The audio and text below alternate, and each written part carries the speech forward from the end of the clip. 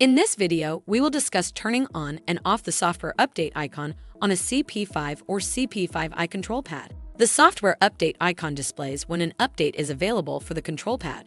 Note, when disabled, the software update icon will still appear when a critical update is available. Begin by pressing the Options menu button. Then go into the Settings menu. Select Diagnostics. Scroll down to Software Update.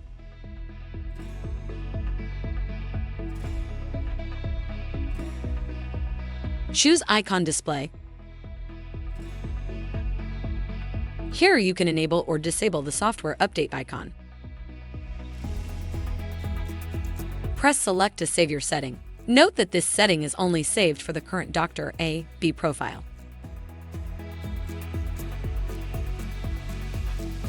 Press the chair icon to exit the menu and return to the main screen.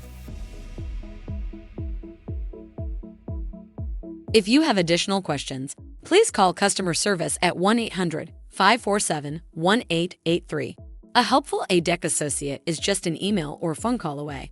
That's one thing you can always count on.